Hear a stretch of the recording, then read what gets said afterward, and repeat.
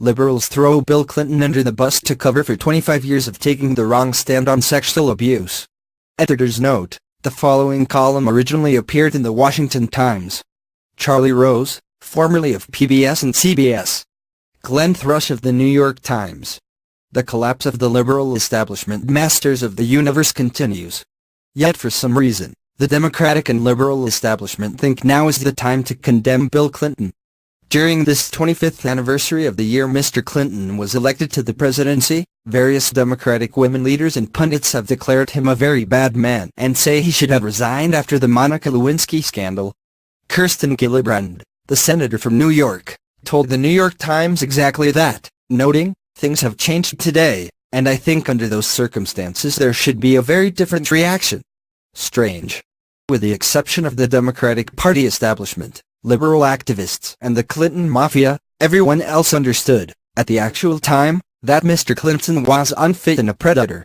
The only thing that has changed for liberals is being caught as enablers and hypocrites. None of these people now complaining about Mr. Clinton have had any sort of epiphany.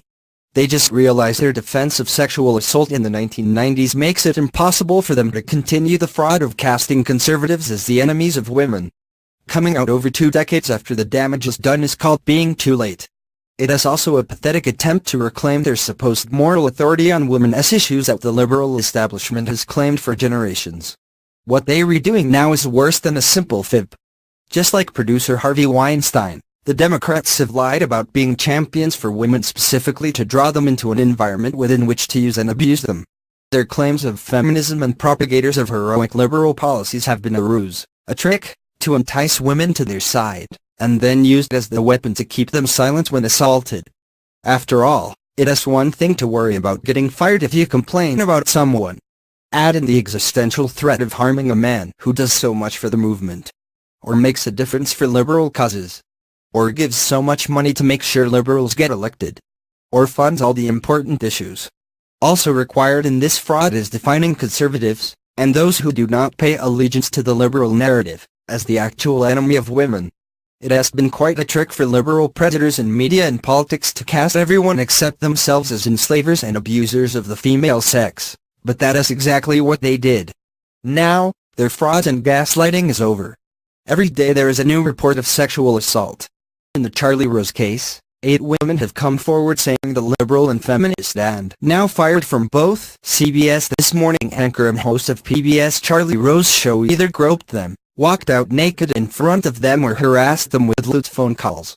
Male feminist and defender of women and liberalism, Glenn Thrush, formerly of Politico and now a star New York Times White House correspondent, has been suspended after multiple allegations of sexual misconduct.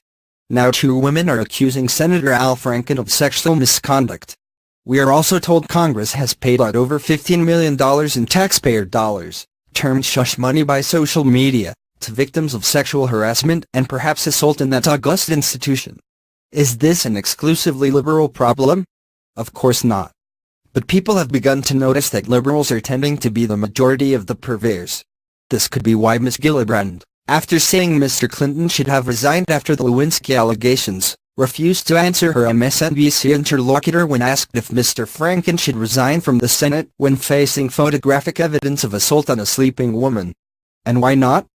Perhaps Democrats fear the president that her resignation would set for sexual misconduct once we find out what exactly has been happening in Congress requiring $15 million in payouts to victims. Heck, until we get the details, we could imagine the Democrats in the Senate losing half their seats to resignations. The GOP would lose some seats as well, no doubt, but not as many. And good riddance to all of them. The other irony in this entire trash heap is the effort to virtue signal about Mr. Clinton by throwing him under the bus. It reveals the Democrats have known all along about how awful Billy Jeff treated women, and they simply didn't care at the time.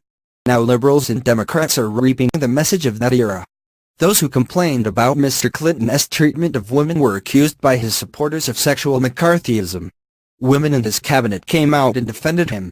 First Lady Hillary Clinton led a team to disparage and destroy his accusers. We now realize the legacy of the Democrats from that time for their own base is this: liberal men can do as they please. They can abuse women, because the good policy implemented by our predators helps